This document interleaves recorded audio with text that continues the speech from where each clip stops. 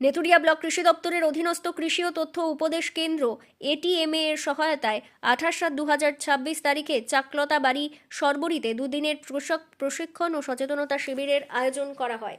শিবিরে বৈজ্ঞানিক পদ্ধতিতে বর্ষাকালীন সবজি চাষ বিষয়ের ওপর কৃষকদের আধুনিক ও বৈজ্ঞানিক চাষাবাদ পদ্ধতি, উন্নত জাত নির্বাচন, সুষম সার প্রয়োগ, সমন্বিত রোগ ও কীটপতঙ্গ ব্যবস্থাপনা এবং অধিক ফলন ও গুণগত মানসম্পন্ন উৎপাদনের বিভিন্ন দিক সম্পর্কে প্রশিক্ষণ প্রদান করা হয়।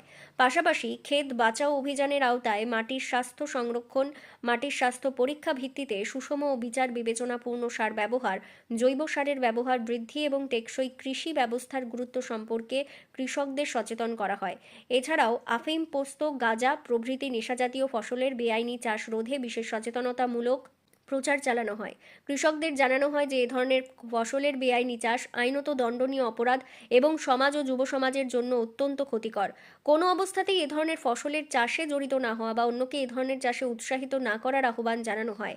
একই সঙ্গে সতর্ক করা হয় যে কোথাও নেশাজাতীয় ফসলের বেআইনি চাষের সঙ্গে জড়িত থাকার প্রমাণ মিললে বা এ ধরনের চাষের খবর পাওয়া গেলে প্রচলিত আইন অনুযায়ী সংশ্লিষ্ট ব্যক্তির বিরুদ্ধে আইনি ব্যবস্থা গ্রহণ করা হতে পারে।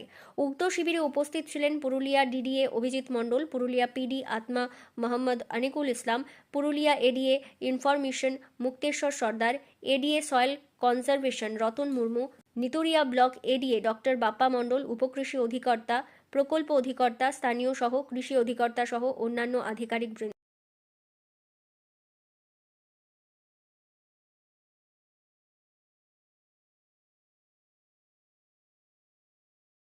आगामी दिने रासायनिक के बाद दिए आस्ते आस्ते আমাদের তো প্রকৃতি যে চাষ সে ন্যাচারাল ফার্মিং এই বিষয়ে আপনাদের এখানেও আমরা একটা ডিসি দিয়েছি, তাই তো? একটা না দুটো? একটা জায়গায় আছে, কোন জায়গায় আছে বলুন? আচ্ছা, তো ওখানে আমরা শুরু করেছি, আস্তে আস্তে গোটা ব্লকে কিন্তু শুরু করবো এবং গোটা পুরুলিয়া জেলাতে আমরা শুরু করবো। এতে আমাদের চাষের খরচ কমবে, উৎপাদন বাড়বে। কিন্তু প্রাথমিক যেটা আপনি বললেন যে রাতারাতি সম্ভব নয়, এটা কয়েক বছর করতে হবে। আপনি এমনি পারবেন যে রাসায়নিক সার আপনি 60% কমিয়ে দিন, জৈব সার বাড়ান, এমনি করে 5 বছর পর দেখবেন আপনার আর রাসায়নিক 2-5 বছর আগে পুরুলিয়া থেকে 1 বছর এসে করে কিষান ওখান যা ছিল সব ভেঙে নিয়ে তখন থেকে 5-6 বছর মানে একদম ভেঙে দেওয়াটা একটা ঠিক আছে, কিন্তু এটা আইনি জটিলতায় পড়লে তার মানে কোনো বেল নেই। একবার যদি কারো নামে অভিযোগ হয় তাহলে সে ঢুকে যাবে জেলে। তার জন্যে নেশা জাতীয় যে সমস্ত ক্রপ সেগুলো চাষ করবেন না, ওটার প্রচারের জন্যই আমরা এসেছি। মানে কপি মানে পোস্ত চাষ করবেন না, গাঁজা চাষ করবেন না, বা আরও যা নেশা জাতীয় জিনিসগুলো আছে সেগুলো চাষ করা যাবে না। ইভেন কেউ যদি করে তাকে বাধা দেবে, বল ভাই তুই করছে, সেই জন্য পুরো গ্রামটা সমস্যা হবে। কারণ ওখানে একটা আইনের ক্লজ আছে, নিয়ম আছে, যে চাষ করছে সে যেমন অপরাধী, যে দেখছে সেটা পুলিশকে জানাচ্ছে না সেও ক্ষেত্রটাই অপরাধ। ফলে সেই অপরাধে আপনারও জেল হবে। এই জিনিসটা মাথায় রাখবেন। এইটুকু বলে ধন্যবাদ জানাচ্ছি। যেটা বলি যে এখন এই সিস্টেমটা সম্পূর্ণরূপে একটা পরিবর্তন হয়ে গেছে। পরিবর্তনটা কীরকম হয়েছে যে যেরকমভাবে আপনারা অ্যাপ্লিকেশনটা আমাদেরকে দিচ্ছেন সেটা ঠিকই আছে, ওটা দিতে হবে। এবং এর সাথে সাথে আমাদের এডিএ সুরক্ষা পোর্টালে আপনি যেটা চাইছেন সেটা আপনি অ্যাপ্লাই করলেন, ওইখানে তো আপনি অনলাইনে অ্যাপ্লাই করে দেবেন। অ্যাপ্লাই করে দেওয়ার পর সেই জিনিস চলে যাবে আমার হেডকোয়ার্টার আপনাকে পুঙ্খানুপুঙ্খ বিচার করবে। আগেকার মতন 6 মাস 8 মাস ধরে আপনাকে দেবে না, 2 মাস 3 মাস 4 মাসের মধ্যে আপনাকে এই কাজটা কমপ্লিট করে নিতে হবে। যদি করতে ব্যানানা, ওটা ব্যানানাটা কি? ও যেটা বললে ব্যানানা, ব্যানানা মানে কি? কিন্তু উনি কি কলার কথা বলেছেন? ওরা কিসের জাত? আমের একটা জাত। এরকম লম্বা লম্বা সরু আমটা হয় এবং থোকা থোকা আমটা হয় এবং গোটা টেস্টটা একটু আলাদা, ওই কলার মতন গন্ধ, যে জন্য ওটাকে ব্যানানা বলে ইয়ে করে, ব্যানানা কলা। হ্যাঁ, গলার মতন গন্ধ, সে আর তার থেকেও বেশি মিষ্টি। আমাদের ওই এইখানে এই যে পাপ যেটা আছে, গাঁট যেটা আছে, দুটো গাছের মাঝে মধ্যবর্তী অংশ, এই জায়গাটাতে আমরা 1 থেকে 1 ইঞ্চি পরিমাণ ছালটাকে তুলে নেবো, চাকুর সাহায্যে ছালটা তুলে নেবো।